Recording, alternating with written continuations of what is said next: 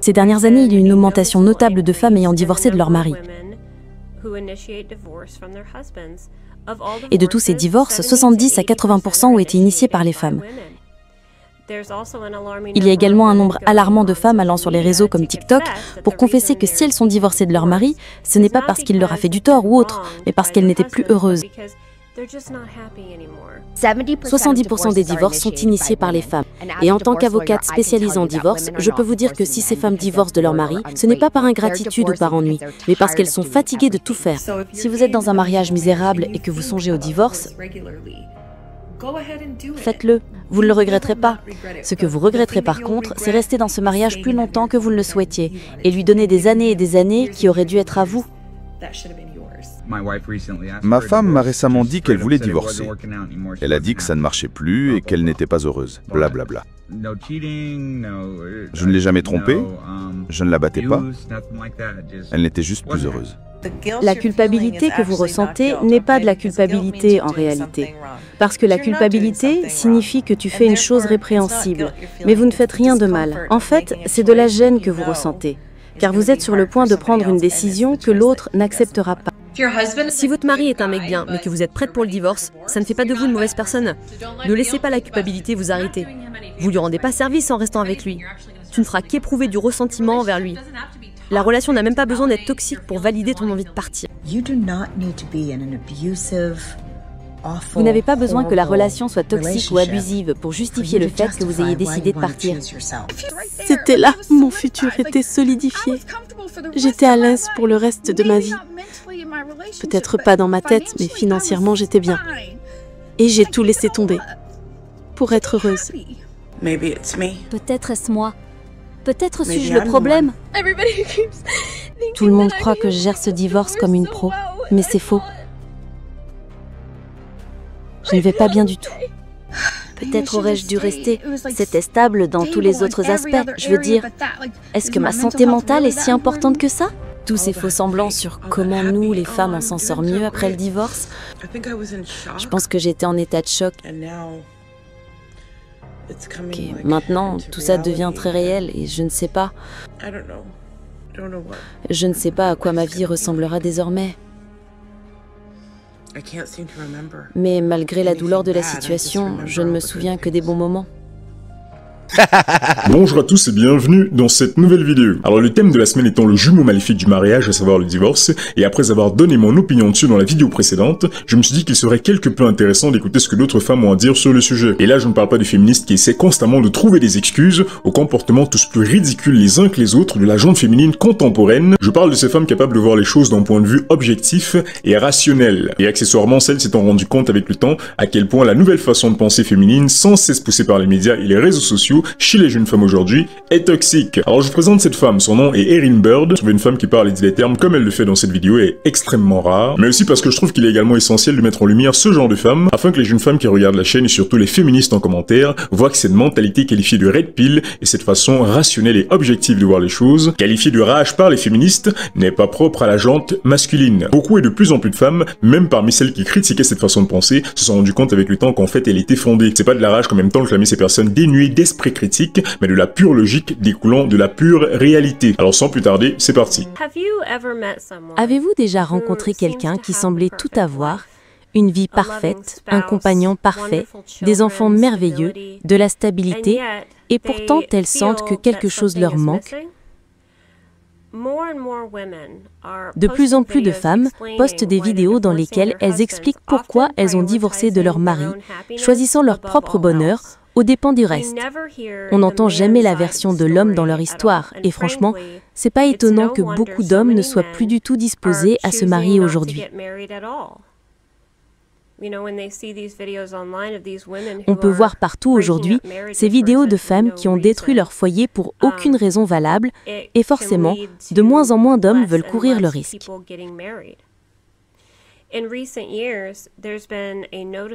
Durant ces dernières années, un nombre élevé de femmes ayant demandé le divorce à leur mari a été observé. On parle ici de 70 à 80% des divorces. Et beaucoup de ces femmes vont sur les réseaux confesser que la raison pour laquelle elles sont divorcées de leur mari n'était pas des abus de leur part, mais le fait qu'elles n'étaient tout simplement plus heureuses. Elles sentaient que quelque chose leur manquait et n'ont fait pour se trouver. Comme si le fait d'être mariée avait effacé qui elle était. Je pense qu'il est temps de s'intéresser un peu plus au pourquoi de ce sentiment chez les femmes. En psychologie, le terme agentivité désigne la capacité d'une personne à prendre des initiatives et à assumer ses responsabilités pour ses actions. Les personnes avec de l'agentivité comprennent les conséquences de leurs actions et se sentent en contrôle de leur vie par leurs choix. Il est généralement développé à l'étape 2 et à l'étape 3 du développement psychosocial d'Erikson. Mais des fois, les gens manquent d'agentivité et c'est dû à un retard de développement psychologique, du fait que l'enfant n'ait jamais dû à faire des choix difficiles et à vivre avec les conséquences de ses choix. Ça s'appelle l'agentivité sous-développée et c'est un problème psychologique. Et ce problème empêche les gens, en étant atteints, de mener leur vie de façon authentique. Eh ben, ça commence fort là. Alors j'ai fait quelques recherches sur l'agentivité, c'est-à-dire la capacité d'une personne à initier et à contrôler ses actions et surtout le sentiment qu'elle éprouve d'en être responsable. Et il se trouve que cette dernière, selon la théorie du développement psychosocial d'Erikson, se développe à la 2e et à la 3e des 8 étapes du développement psychosocial chez l'être humain, où il se met, selon cette théorie, à développer des sentiments d'autonomie, d'indépendance et d'initiative, mais aussi de culpabilité et de honte en cas d'échec ou de transgression. Ces étapes 2 et 3 se déroulent entre les 18 mois et les 5 ans de l'enfant. C'est à cet âge-là que la responsabilité, à savoir la capacité d'assumer les conséquences de ses actes, commence. Au vu de la constante mentalité de victime qu'ont les femmes modernes aujourd'hui, je pense qu'il serait tout à fait légitime de dire que beaucoup d'entre elles sont restées coincées à cet âge-là. Combien de femmes j'ai entendu qui ont abandonné leur foyer parce qu'elles refusaient d'assumer leurs responsabilités d'épouse ou ne se sentaient pas heureuses, comme si leurs hommes se sentaient heureux 24 heures sur 24 avec elles. Combien de jeunes femmes j'ai entendu me sortir des trucs du genre « Une femme n'est pas une complémentaire à la CAF ou à France Travail » lorsqu'on parle d'être une aide pour son homme avec l'argent qu'on se vante aujourd'hui de gagner. À part un enfant de 5 ans qui parade avec un jouet nouvellement reçu et se montre égoïste à chaque fois qu'une personne demande à le toucher, je ne vois pas qui fait ça. Les hommes gagnent de l'argent depuis toujours et font fonctionner la société, mais vous ne les voyez pas, pour la majorité d'entre eux en tout cas, parader en clamant à quel point ils sont forts et indépendants. Vous ne les voyez pas divorcer en masse de leurs épouses à cause de ça, bien au contraire. Alors très souvent dans mon entourage, quand un mec se met à gagner de l'argent, il se met à penser à construire une famille, en tout cas pour les plus intelligents et les plus conscients. Et s'il est suffisamment chanceux, il tombera sur une femme tout à fait disposée à assumer son rôle d'épouse et tout ira bien pour le ménage parce que les deux parties savent ce qu'elles ont à faire. Et qu'est-ce qu'on peut observer aujourd'hui maintenant que ces dames se mettent à gagner de l'argent? Des divorces en masse, parce que beaucoup de femmes sont égoïstes, beaucoup de femmes ne veulent pas aider leurs hommes, beaucoup de femmes ne voient leurs hommes que comme des complémentaires à France Travail justement. Beaucoup d'épouses ne couchent même pas avec leur mari parce qu'elles ne sont pas réellement attirées par eux, elles sont juste avec eux parce qu'ils pourvoient à leurs besoins. Alors aujourd'hui, un mec m'a demandé si j'étais prête pour une relation sérieuse. Et pour répondre à ça, ma tante m'a conseillé de dire ceci. Oui, je suis prête. Je suis pour un homme qui paiera mon hypothèque. Oui, je suis prête pour un homme qui m'amènera en vacances. Oui, je suis prête pour un homme qui paiera pour ma voiture et mon assurance, qui paiera pour ma facture téléphonique, mon électricité, Internet, qui paiera pour mes soins de beauté, mes ongles, mes cils,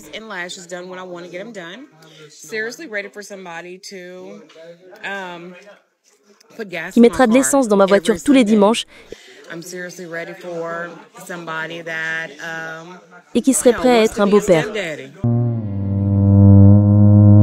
Et telles des enfants de 5 ans, elles décident d'aller dans leur coin pour profiter toutes seules du jouet qu'elles ont reçu, à savoir l'argent dans le contexte actuel. Et comme c'est le cas avec beaucoup de gamins de 5 ans, plus vous l'ignorez, lui et son jouet, plus il laissera un moment de venir jouer avec vous parce qu'il se sent isolé ou délaissera lui-même son jouet parce qu'il en a marre. À un moment, même ces dames aujourd'hui qui divorcent parce que fortes et indépendantes se mettront à user de leur propre argent et de leurs avoirs pour trouver un mari, mais malheureusement ça ne marchera pas. Parce que beaucoup d'hommes aujourd'hui voient ce qui arrive aux hommes bien qui cherchent à bien faire les choses et qui se font abandonner et ruiner, ils diront non au mariage et informeront d'autres hommes plus jeunes à propos des dangers de s'unir légalement à une femme moderne. Et ça, ce n'est que ma conclusion personnelle, je ne parle même pas de cet écrit dans la Bible. Et 7 femmes saisiront en ce jour un seul homme, et diront, nous mangerons notre pain, et nous nous vêtirons de nos habits, fais-nous seulement porter ton nom, enlève notre opprobre.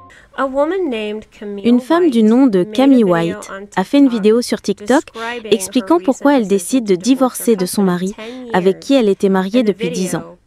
Et la vidéo est devenue virale. Elle y explique que malgré le fait que son mari soit parfait, elle ne peut pas être elle-même avec lui. Elle a dit dans la vidéo « Je ne sais toujours pas qui je suis ». Cette femme a 32 ans et a 3 enfants. Et à en juger par son caractère, elle a probablement eu une vie aisée.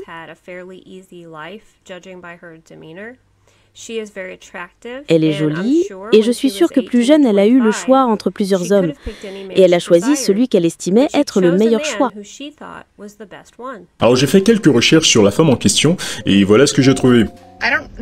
Alors je ne sais pas si je vais poster ça car ça me fait me sentir super vulnérable et je suis pourtant une personne ouverte. Mais plus tôt cette année, j'ai dit à mon mari que je voulais divorcer et ça choquera probablement beaucoup de mes amis et membres de ma famille car je n'ai rien dit à personne encore. J'ai déjà pensé à toute la logistique, à savoir où je vais vivre, comment on s'arrangera pour les enfants, qui garde le chien, etc.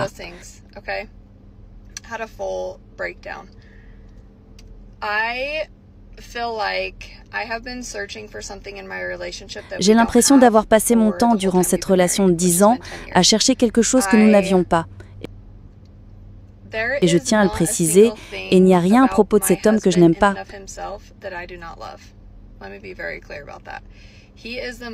Il est la personne la plus disciplinée, loyale, travailleuse et altruiste que vous rencontrerez jamais sur cette planète.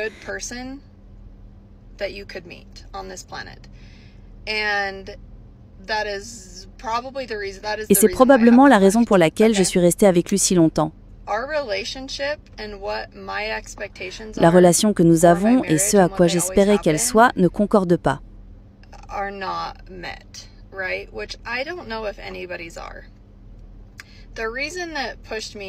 Et la raison pour laquelle j'en viens au divorce et que j'en parle,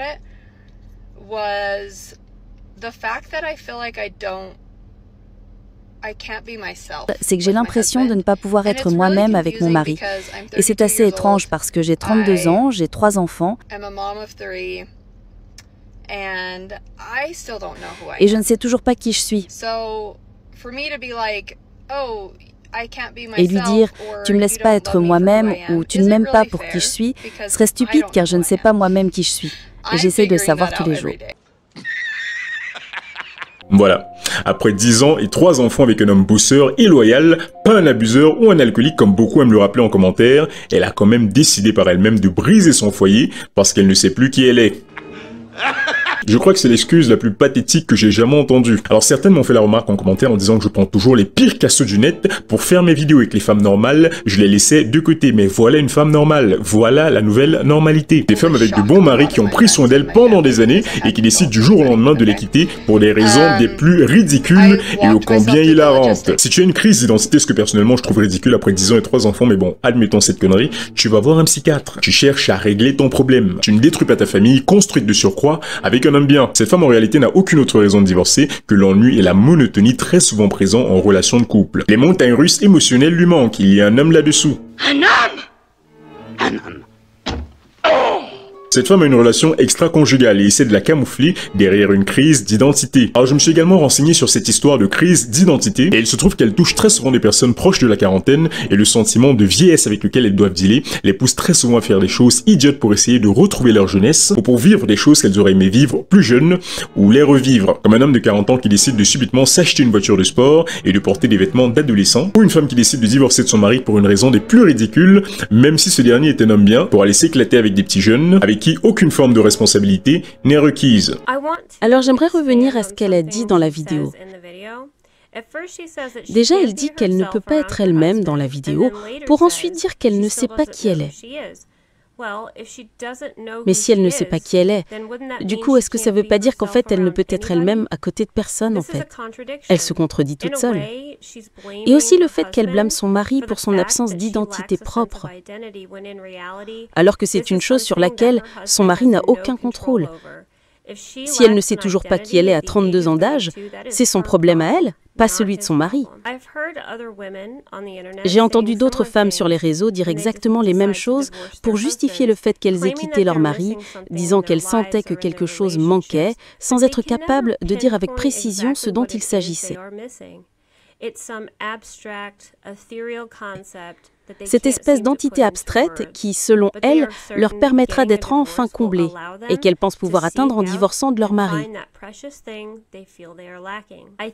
Je pense qu'il est clair que ce qu'elles recherchent, c'est leur identité et qui elles sont.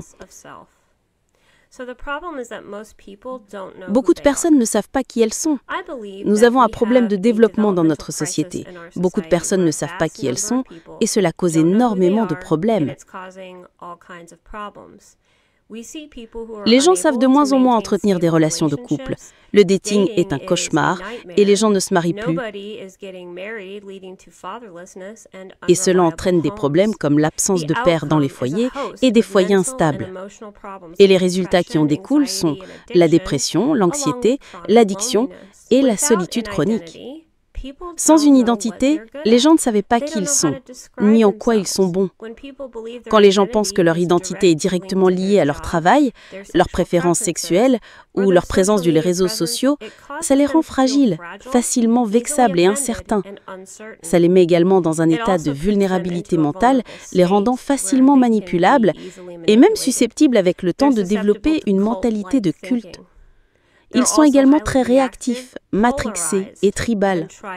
Exactement, comme j'ai dit dans la vidéo précédente, beaucoup de femmes n'ont aucune personnalité. Elles se laissent dicter leur choix par leurs amis, par des influenceuses ou par la section commentaires de TikTok. Et TikTok est rempli de femmes divorcées de leur mari pour des raisons toutes plus stupides les unes que les autres et qui encouragent d'autres femmes à le faire si elles ne sont pas heureuses, malgré le fait qu'elles aient des hommes bien à leur côté. Vous ne verrez jamais une femme sérieuse parler de sa relation sur TikTok. Jamais. Et le problème, comme cette femme le confirmera plus tard dans la vidéo, c'est que très souvent, dès la base, il n'y a pas eu de développement réel de la personnalité. Et la personnalité, très souvent, se construit au travers de la souffrance. Ces femmes qui divorcent de leur mari pour aucune raison valable, très souvent proviennent d'un milieu où elles n'ont jamais eu à galérer pour quoi que ce soit. Tout leur a été donné et le fait qu'elles soient physiquement attirantes leur a attiré toutes sortes de convoitises de la part des hommes dans leur jeunesse. Donc surtout relationnellement parlant, contrairement aux hommes, elles n'ont jamais eu à souffrir du célibat et n'ont jamais eu à se battre ou à se développer physiquement ou émotionnellement pour avoir quelqu'un désireux d'être avec elles. Et donc n'ayant pas souffert ou n'ayant pas connu le vinaigre, comme l'a dit la fouine, comment ces femmes peuvent-elles apprécier le miel? Quelle femme ayant connu la souffrance, la solitude, le rejet et les déceptions par des hommes malhonnête rejetterait ainsi sur un coup de tête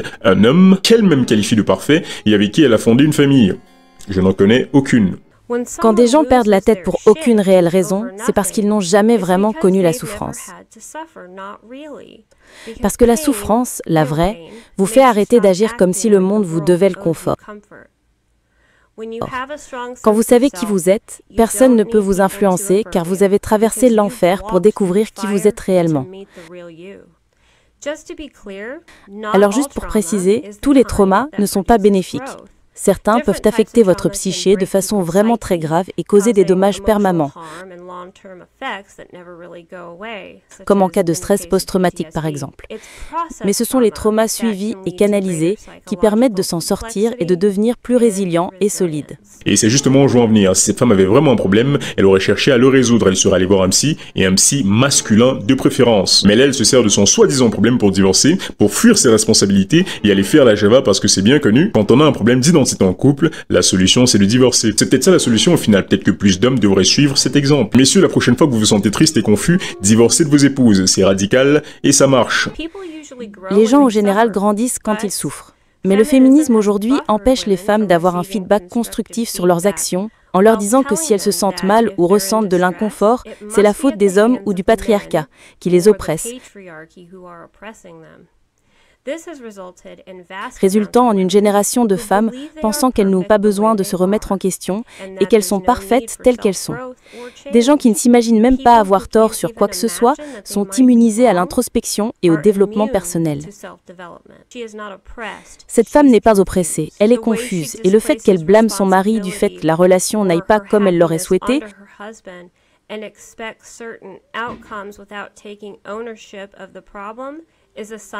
est un signe d'agentivité sous-développée.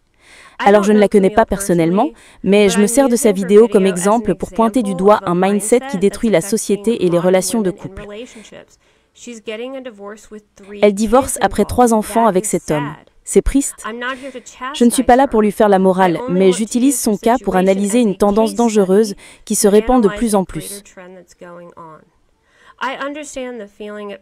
Je comprends le sentiment de solitude, de ne pas savoir réellement qui on est.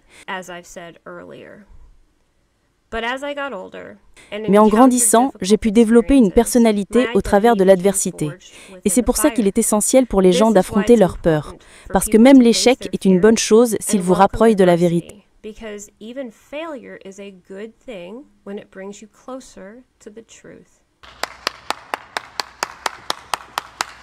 Le plus pathétique et risible étant la façon dont beaucoup de ces demandeuses de divorce finissent à la fin. Je croyais vraiment qu'on serait ensemble pour toujours. Je l'aime toujours autant et je croyais que ce serait différent, mais ça ne l'est pas. C'était là, mon futur était solidifié. J'étais à l'aise pour le reste de ma vie. Peut-être pas dans ma tête, mais financièrement j'étais bien. Et j'ai tout laissé tomber pour être heureuse. Peut-être est-ce moi. Peut-être suis-je le problème. Tout le monde croit que je gère ce divorce comme une pro, mais c'est faux. Je ne vais pas bien du tout. Peut-être aurais-je dû rester. C'était stable dans tous les autres aspects. Je veux dire, est-ce que ma santé mentale est si importante que ça? Tous ces faux semblants sur comment nous, les femmes, on s'en sort mieux après le divorce. Je pense que j'étais en état de choc. Okay. Maintenant, tout ça devient très réel et je ne sais pas. Je ne sais pas à quoi ma vie ressemblera désormais.